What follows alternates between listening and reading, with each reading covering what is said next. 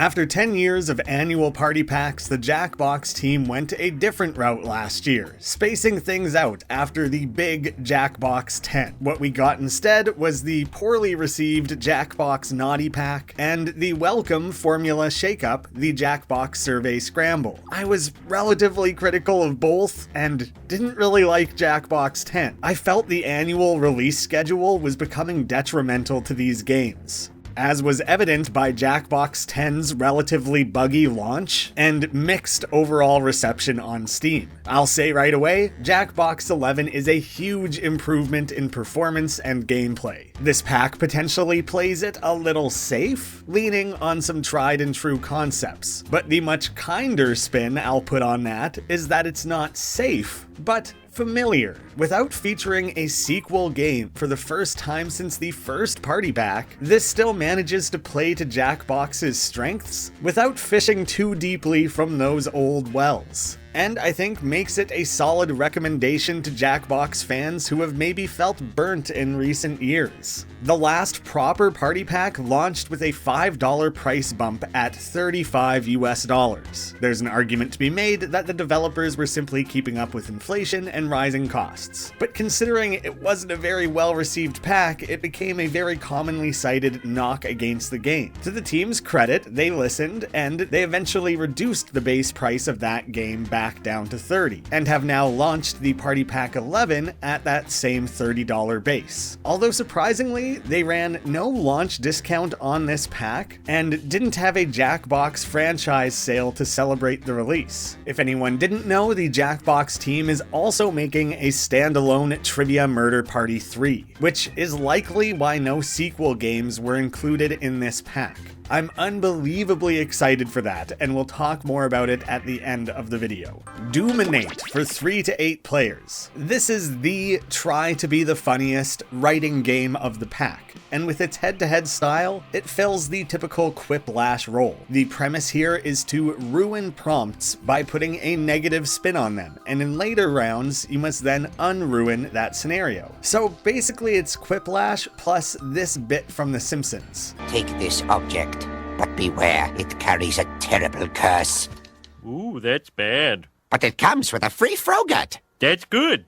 The Frogut is also cursed. That's bad. It's hard to beat the hilarious simplicity that is Quiplash, but we all agreed that Doominate felt like a very familiar, albeit simple, switch up on that formula. Shout out to Jim Reaper for having my favorite host name this pack. In the first round, everyone must ruin 2 prompts. You'll get to choose one prompt, and the other will be one someone else chose, shuffling those around and thus randomly creating the eventual head-to-head matchups, while somewhat mercifully giving you at least a bit of a say in what you're responding to. And we were all practically doing backflips when for the first time ever in one of these prompt-based games, they let you see and answer both prompts at the same time. Oh, they finally did it. That is better. Oh, I love that. Thank God. God. They said it couldn't be done.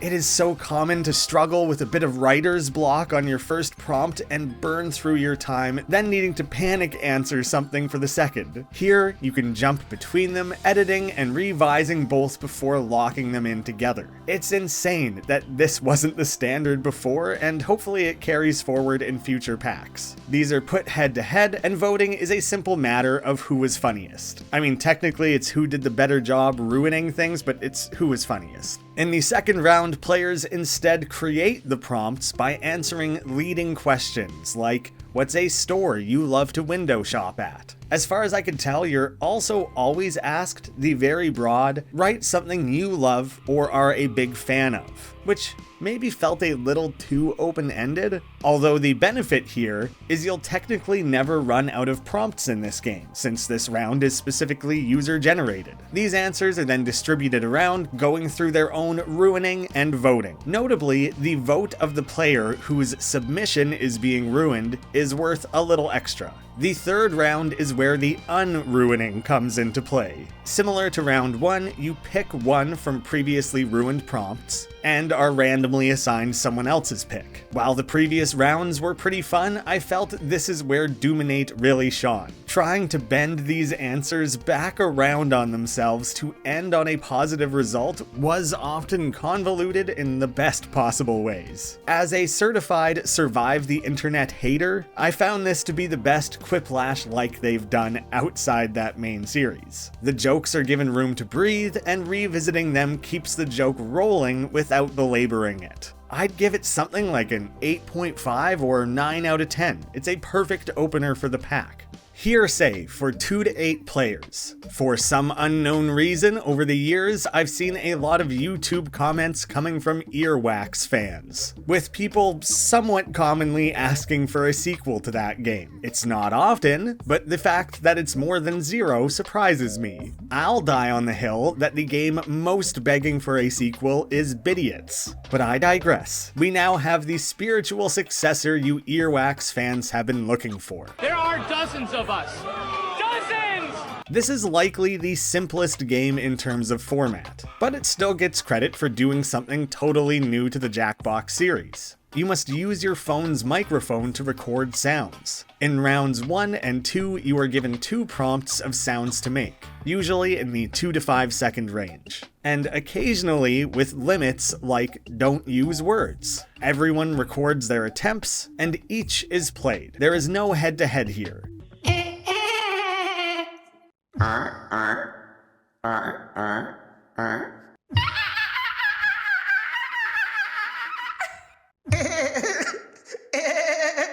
Now, Ryan was recovering from laryngitis. I have no excuse. Tylenol is an issue, and I want to alert the American public to that. Good use of your voice. Everyone votes on which they liked the best. By far, the best part of this game is when the winning sound effect then gets played over a video clip that puts it in a new context. Tylenol is an issue, and I want to alert the American public.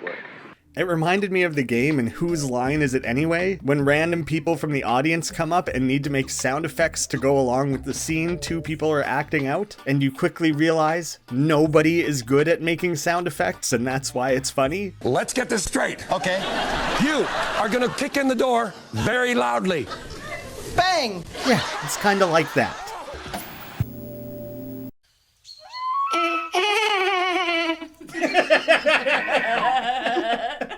In the third round, everyone responds to 3 prompts instead. The winners are voted for, and the top choices are chained together in a way that creates a small narrative. Oh no!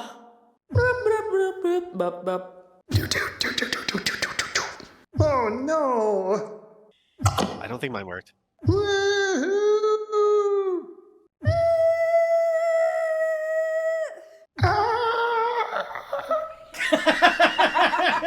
You okay? You can't catch me. You can't catch me! You'll never catch me, coppers. You're never gonna catch me! While the individual rounds were mildly entertaining, these video sequences were genuinely quite surprising and funny. Oh no! You can't catch me. I absolutely love the visual stylings of this game. The layered, colorful scenery, the vaguely psychedelic imagery, these wacky characters with loads of personality in their animations when voicing each attempt. Oh, Kearney.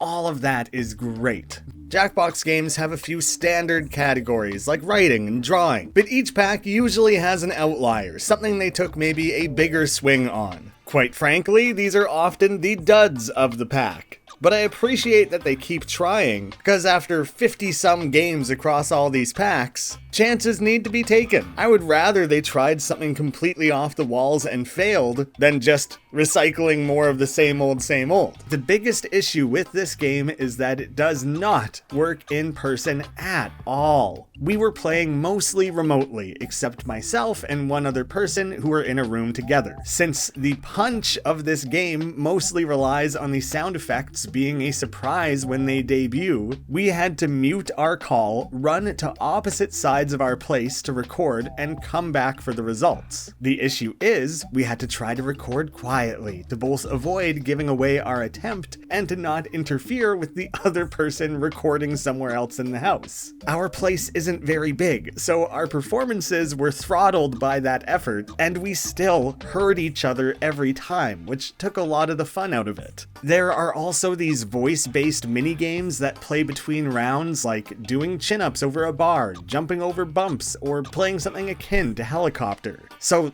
literally every single one of them was make a bit of a sound to make your thing go up, and don't make a sound to make it go down. Maybe my mic sensitivity was too high, but these games didn't work at all. Any slight noise in my surroundings was setting them off, and again, if you're playing in person, even with just 2 people sharing a space, you'll completely scramble each other's attempts. So again, we had to run off to different rooms, and even then, it was a crapshoot. These were worth bonus points, but it didn't matter. This game is unique and got some good laughs. It is an enormous step up from Earwax, but that isn't saying much. I found the mini games were frustrating and more annoying than anything, and the general impossibility of in-person play is massively detrimental for me. I think they also left a very obvious alternate game mode on the table, where everyone records sounds in response to separate prompts, and players have to attempt to match the sounds to the prompt. Like Drawful, but with sound effects. If not a game mode, that could have at least been one of the rounds. But I'll admit, in the right context, I think this one could be pretty great. For people who primarily do remote Jackbox sessions, I have no doubt this one will be incredibly popular. So while it is new, it's underexplored, and pretty well limited to remote play, I'll give this one a very generous 5 out of 10. Cookie Haus for 3 to 8 players. I'm a sucker for a Jackbox drawing game, and this one is nice and cozy. In each round, you are decorating and naming cookies, which are then put forward into head-to-head votes. Customers come in and request their order. You must choose a cookie shape and color, then draw with frosting. This has a pleasant sheen to it, and will actually overlap in a way that allows you to create cool layering effects, though none of us used that very effectively. You have plenty of colors to choose from, 3 pen thicknesses, and the ability to undo your most recent stroke. You can also toss on sprinkles for good measure. When choosing your cookie shape, you're presented with 1 standard shape and 2 wacky ones. Once we got comfortable with the game, we all embraced the challenge of trying to fit whatever was asked of us onto the odd shapes. That small twist was enough to make this feel quite distinct from other drawing titles. And choosing a non-standard shape awards you bonus points. This game seemingly gives out more bonus points than possibly any previous Jackbox game. I think that goes with the feel-good, cozy vibes. You get points for votes, for likes, for liking your opponent's attempt, for being quick, and I'm not even entirely sure what else. It was throwing out badges left and right.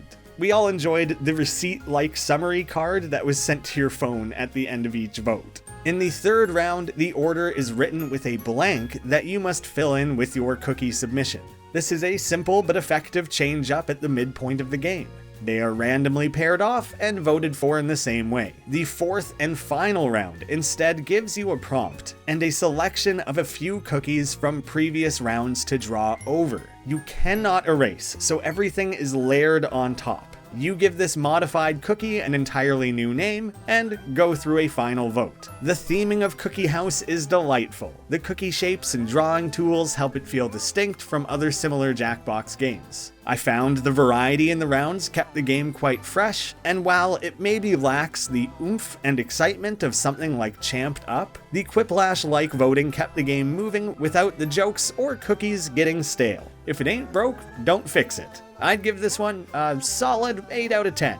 Suspectives for 4 to 8 players. Right away, that is a 10 out of 10 name for a game. Suspectives? How there wasn't already a social deduction game with this title is a mystery to me. And a game full of detectives interrogating one another is just comedy gold. At the start, everyone fills out a survey of 8 questions. One of these questions is the setup for the crime being committed. we were asked, which of these vehicles would you like to steal? This included things like a sports car, jet ski, or hot air balloon. Other questions from that survey included, can you do a cartwheel? Which of these institutions do you have beef with? Which F1 team does Lewis Hamilton drive for? What do you think of theme parks? Which of these things is most scary to you? It's an interesting mix of personal questions and general knowledge. Maybe you don't know what your friend thinks of theme parks, but do know they're an F1 superfan. There's a nice spread in questions here. It also offered up a wide variety of number of possible answers, which is very important later.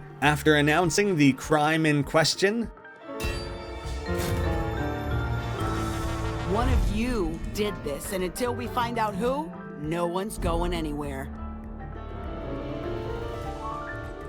the game then goes through the 7 non-crime questions one by one, creating pieces of evidence by showing the criminal's answer and revealing how many players gave that same answer. Everyone then votes on who they think might have given that response. This vote is about trying to find some sort of consensus, as one player is then randomly given the power to choose who they'd like to interrogate, and they can use that vote to inform who might be worth asking. While it's more of an open forum, the chosen detective can prod the suspect with questions, while the group votes on how suspicious that interrogated player is. The game fairly heavily favors the detectives, as the hidden user is on their own against everyone else. With more players, there's more room to hide, but there are also more opportunities for the criminal to be sniffed out. The one nudge in the criminal's favor is that a random prompt will instead show another player's answer as a decoy. This can be rooted out through special lie detector rounds where the group votes on which piece of evidence they want to inspect. If they choose the decoy, it is discarded as evidence. If it's revealed to be real, i.e. the criminal's own answer, the group can vote on a player whose own answer to that prompt will be revealed. For example,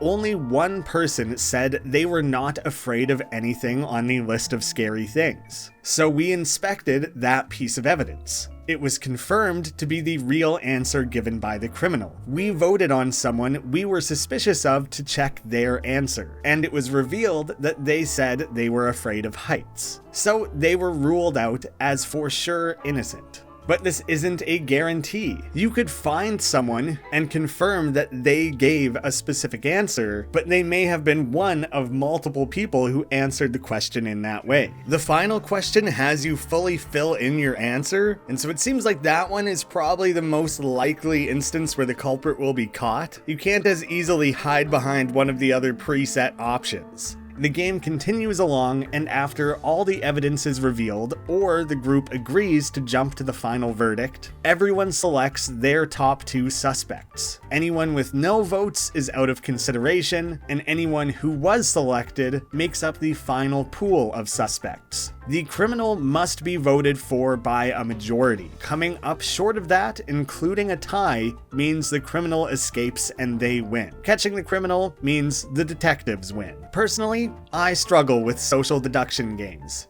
In general, not just in Jackbox. I hate being in the hot seat of needing to hide my identity, but even when playing as an innocent, I find these games so often come down to just a bunch of random guessing. It's just not really my jam.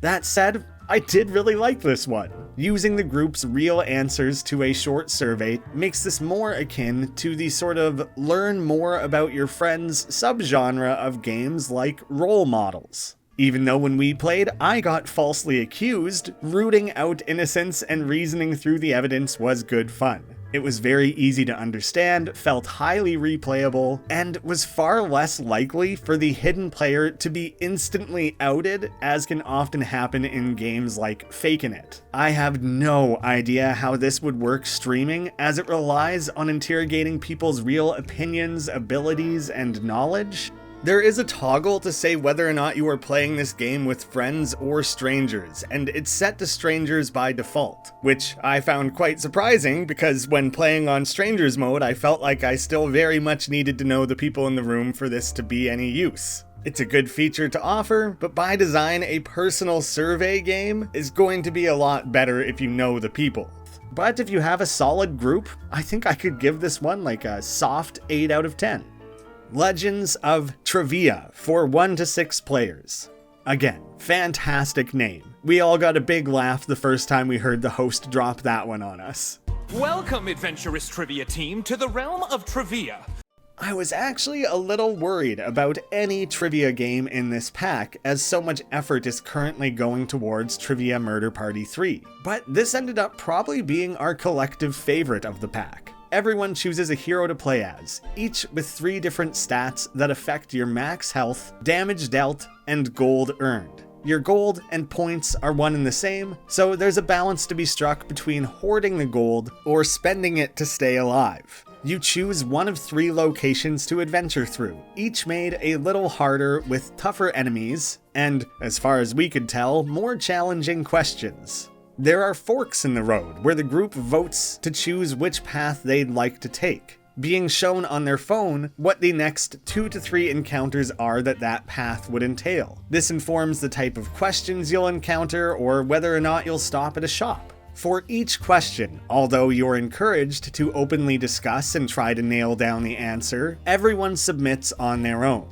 Correct guesses damage the enemy, and incorrect ones expose you to attacks. We did quickly test, and not answering also results in taking damage. There is a turn counter at the end of which everyone takes damage, so the quicker you can end each battle, the better. If anyone does faint, you can pay gold to roll a d20. The better you roll, the more health you come back with. Question types include multiple choice, where you simply select the correct answer, or double answer, where you must select the 2 correct answers. From there, they get a little more complex. List It requires typing in and submitting answers to try and complete a list. In Hidden Question, one player is given the question, and every player, including them, has a single answer to give. You must quickly communicate the question and determine as a group who has the correct answer, then succeeding or failing as a group. A new question hops to another player, yet everyone retains their same single answers and must do a group submission again. Riddles come from the Riddle Raven, which again must be typed in manually. Everyone who gets this correct heals a fairly significant amount of health. One of my favorites was Image Trivia, where everyone is given a single image and must answer true or false relating to a shared category. Talking through those as a group was a blast. If there were other options of question types, we didn't get to see them, but this already felt like a good bit of variety. Even the most basic trivia had the occasional spin put on it. Like this dumb ogre, whose poorly communicated questions felt reminiscent of the difficult to parse stylings of You Don't Know Jack. Areas end with a boss battle that start with the usual question types, primarily multiple choice questions, to wear down their health. When the boss is near dead, they have a very intense but very fun second phase, Flurry of Facts. Ah, yon beast is nearly defeated. Answer his questions before the timer expires. If you fail to act quickly, the monster shall recover. You are presented with something and the possibility of 2 categories. Each correct answer in the group chips away at an overall count you are trying to whittle down. But the clock is constantly ticking. Arguing or reasoning through the answers wastes precious time. It can be better to take the 50-50 shot, risk being hit, and push forward to the next question. If anyone faints mid-battle, they can still roll to recover, they'll just miss the next question. The A-B options presented will slowly swap out as well, so be on the lookout for that. This round can be overly punishing, as the categories were often very niche, so if you get unlucky enough, this round could bring the whole attempt crashing down if no one in the group has any familiarity needing to revive over and over. Along your adventure, you can stop at shops and spend some gold. There are a few basic items like a quick heal, instant attack, a shield from the next potential bit of damage, or something to help eliminate incorrect answers. Each player can only buy one of each item type from a given shop. and is only capable of carrying 2 items at once. Buying a potion or shield is cheaper than rolling to revive, so they were generally worth it. We also had a friend who joined late and played in the audience. He was able to roll die and choose to either heal the party or enemy. He went full wildcard mode, doing a bit of both, but mostly healed the enemies. So thanks for that, Trev. Cooperative trivia might not sound very fitting in a Jackbox setting, as it eliminates the competitive aspect of who knows the most about a given subject. But if anyone has ever done something like a group bar trivia, which our group did do monthly for years when we all lived in the same city, then you'll feel right at home with this. The table talk of working through answers is engaging and a little frantic, the question types had a good amount of variety to them, and the overall difficulty felt well balanced. I even liked small inclusions like voting on which path to take. And again, same with Hearsay, this one deserves a shout out for the wonderful frame-by-frame animation work on these characters. It's one of many indicators that this party pack spent that extra year in production. My only real gripe here is how little the RPG fantasy theme was utilized. The individual stats of your characters don't really matter. The items you acquire are really just generic potions or shields, and your chosen class is hardly of consequence. I was sort of shocked that there weren't unique abilities per character or anything like that. It's such low-hanging fruit. Answer correctly to fill mana, then spend that to do any number of things like eliminate an incorrect answer, heal the party, delay the enemy attack a turn, add time to the clock, give the party a damage buff, apply poison to the enemy. I don't know, like seriously, why wasn't anything like that included? While we still had heaps of fun with this one, I felt like there was a crazy amount of untapped potential in the concept when it came to the characters. But that wasn't enough to kill the fun we were having, so I'm still gonna give it like a solid 9 out of 10.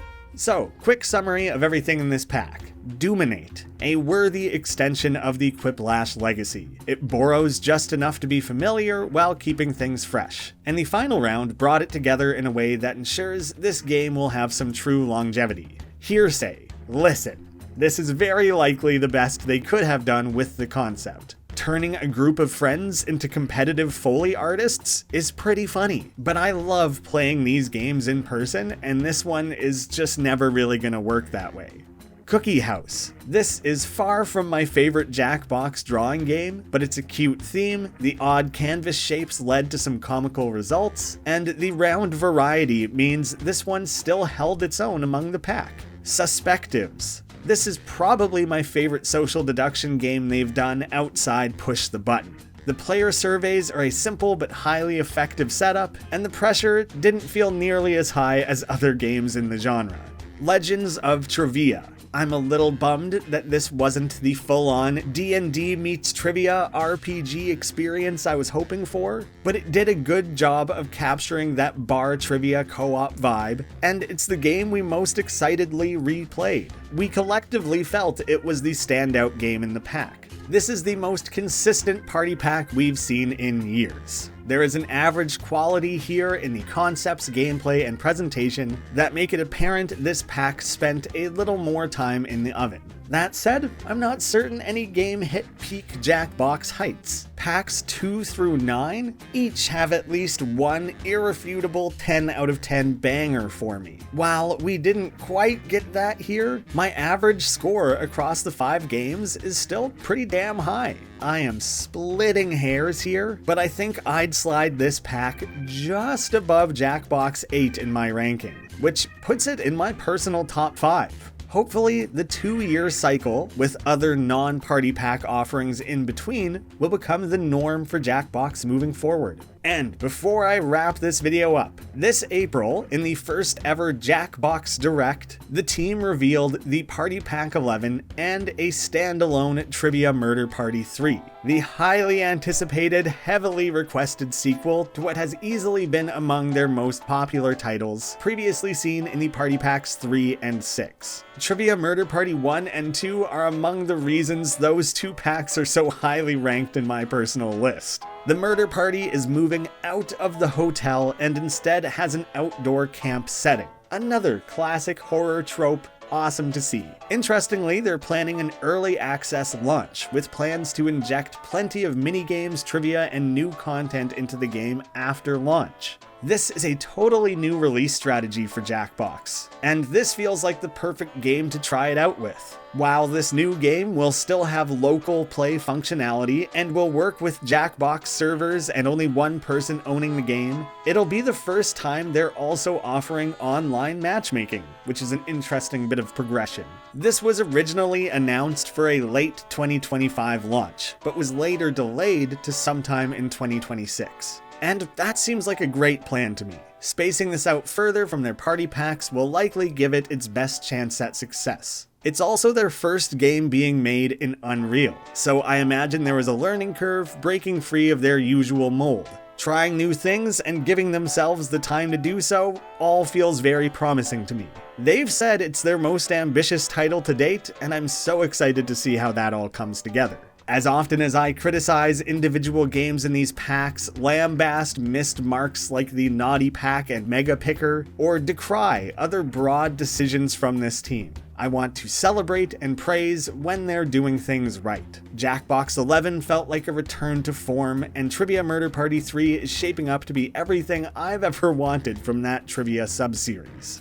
JackBox is currently in their most experimental era, and while they paid for that these last few years, I think they're on a much stronger course now. Thank you to their team for sending me preview keys for these games even when I am on the critical side of them. I'm happy to support what they do and can't wait to see what comes next. You'll all have to let me know what you think of the Party Pack 11. What would you like to see out of a Trivia Murder Party 3? Why do you also think Bidiots is the game most deserving of a sequel? We'll talk about it all in the comments. Thank you all so much for watching, and I hope to see you again